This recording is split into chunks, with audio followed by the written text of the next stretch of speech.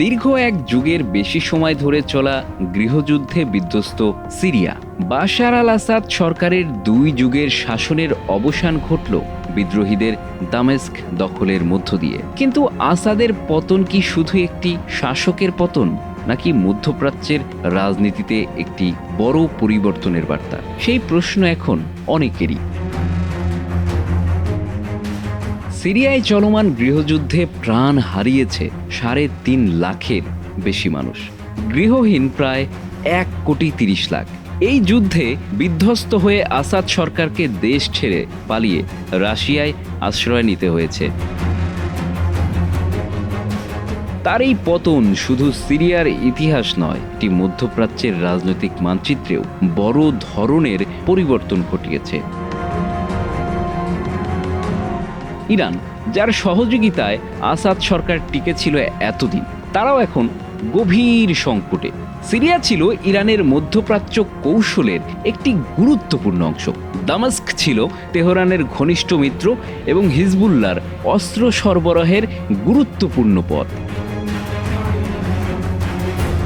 আসাদের পতন তাই ইরানের জন্য শুধু একটি রাজনৈতিক ধাক্কা নয়, বরং তাদের আঞ্চলিক প্রভাবের উপর একটি বড় আঘাত। অন্যদিকে আসাদের পতনকে সুযোগ হিসেবে দেখছে ইসরায়েল। ইতিমধ্যেই গোলান মালভূমি দখল করেছে তারা। এমনকি সাম্প্রতিক হারমোন পার্বত্য অঞ্চলেও ইসরায়েলি বাহিনীর পদচারণা।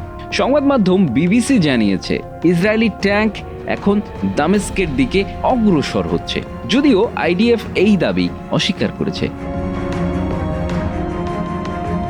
বাশার আল আসাদের পতনের পর সিরিয়ায় প্রায় 500 বিমান হামলা চালিয়েছে ইসরায়েল। এতে ধ্বংস হয়ে গেছে বহু গুরুত্বপূর্ণ স্থাপনা। আক্রমণ জোরদার করা বা পিছু হটার মতো দুটি কঠিন পথের মুখে দাঁড়িয়েছে ইরান। আঞ্চলিক নিরাপত্তা রক্ষায় তারা হয়তো পারমাণবিক অস্ত্রের উপর বেশি নির্ভর করবে বলে মনে করছে বিশেষজ্ঞরা।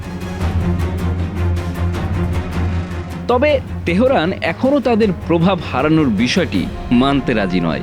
ইরান ঘোষণা দিয়েছে তারা সিরিয়ার নিরাপত্তা ও স্থিতিশীলতার জন্য বিবাদমান পক্ষগুলোর সঙ্গে আলোচনায় বসবে। কিন্তু প্রশ্ন থেকেই যায়, এই প্রচেষ্টা কি মধ্যপ্রাচ্যের বদলে যাওয়া রাজনীতিতে ইরানকে টিকিয়ে রাখতে পারবে?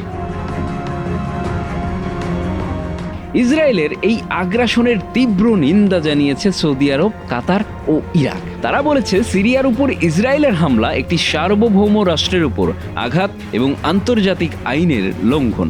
এ ধরনের কর্মকাণ্ড পুরো অঞ্চলকে আরও সংঘাতের দিকে ঠেলে দেবে। অন্যদিকে সিরিয়ার সাধারণ মানুষের দুর্দশা আরও বেড়েছে। শরণার্থী শিবিরে দিন কাটছে লাখ লাখ মানুষের। একদিকে যুদ্ধ, অন্যদিকে ভূমি হারানোর শঙ্কা। রাশিয়ায় আশ্রয় নেওয়া আসাদ কি ভবিষ্যতে সিরিয়ার রাজনীতিতে ফিরে আসতে পারবেন, নাকি তার অধ্যায় চিরতরে বন্ধ হয়ে গেছে? আর ইরান, যারা দীর্ঘ 13 বছর আসাদ সরকারকে সমর্থন জুগিয়েছে, তাদের পররাষ্ট্র নীতিতে কি পরিবর্তন আনতে হবে? দুটি প্রশ্নই এখন ঘুরে ফিরে সামনে আসছে। Bangla affairs news desk.